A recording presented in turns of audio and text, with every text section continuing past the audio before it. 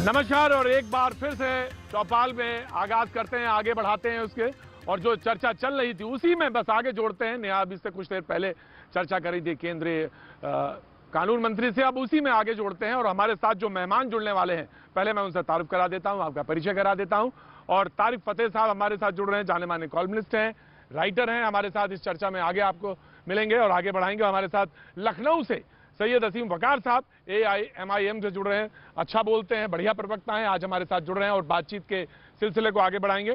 और यास्मीन फारूकी हमारे साथ जुड़ रही हैं, जयपुर से हैं और मेंबर हैं all India Muslim personal law board से।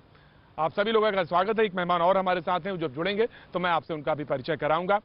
सवाल ये है कि तारिक फतेह साहब हैं, लेकिन उससे पहले सैयद असीम वकार साहब के पास लखनऊ जाना चाहता हूं मैं, और इस जानना चाहता हूं कि ओवैसी साहब जब कहते हैं कि जब राम मंदिर की नींव पड़ती है या डाली जाती है, तो वो ये कहते हैं कि हिंदू राष्ट्र की नींव डाली जा रही है।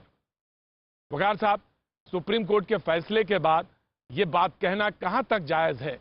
आप इस बात को कैसे सही ठहरा सकते हैं? हिंदू राष्ट्र की नींव कैसे हो गई? ये सवाल उठता है, ये पूछा जाना चाहिए आपसे। वकार साहब, ये बात कहना कहां तक जायज है? आप इस बात को कैसे सही ठहरा सकते हैं? हिंदू राष्ट्र कैसे हो?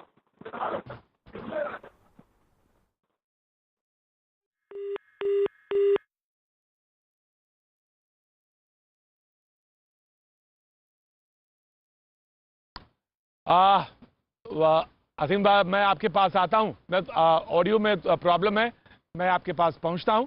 लेकिन मैं all India personal law board की जो मेंबरान यहाँ पे मौजूद हैं, मैं उनके पास ये सवाल रख लेता हूं। मैं ये जानना चाहता हूं मोहतरमा कि आखिर ये हिंदू राष्ट्र की कैसे नींव हो गई? वो जो सवाल मैंने वकार साहब से पूछा, वही सवाल मैं आपसे पूछ लेता हूं कि आखिर ये कैसे नींव कैसे हो गई? यास्मीन फारूकी साहब जी, यास्मीन फारूकी जी। गलत आदमी से सवाल पूछ रहे हैं। जिन्होंने कहा है ये सवाल आप उन्हीं से पूछिए तो ज्यादा बेहतर है। मुझे जो सवाल करें वो मेरे मुतालिक कर लीजिएगा, तो मैं उसका जवाब दे दूंगी। ये जवाब वो ज्यादा बेहतर जवाब तो मैं आपसे all India personal law board के मुतालिक मैं आपसे सवाल पूछ लेता हूं।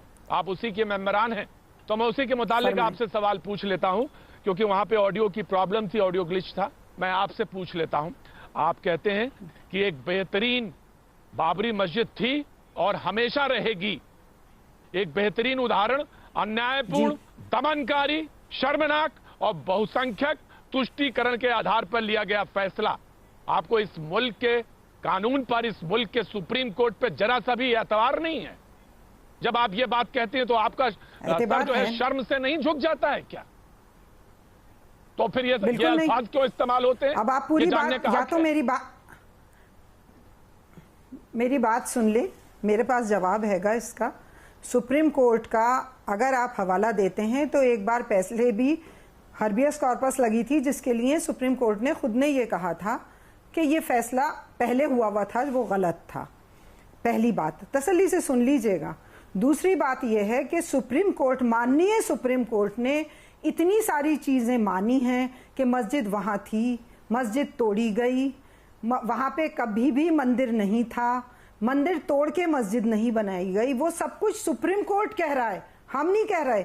और उसी के सारी चीजों के आईने में फिर हमें ये लगता है, और एक ये इस्लाम का उसूल है कि मस्जिद जहां बनी थी वहीं रहेगी कयामत तक। उस फैसले को देखा नहीं। मोहतरमा, मुझे कहने का थोड़ा सा तो हक है।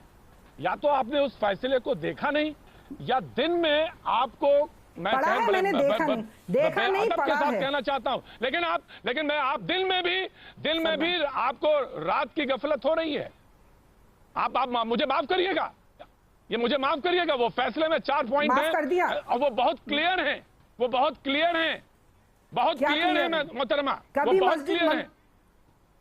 फिर चिल्लाने से थोड़ी काम चल जाएगा सर जी। आराम से बात कर रही हूँ, आराम से आपको जवाब दे रही हूँ। मेरी बात का आप जवाब दे दीजिए।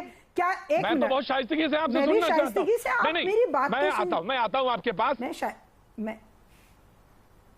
मैं शाइस्तगी से ही जवाब दे रही हूँ। गलत बोल रही थी, उसको सही कर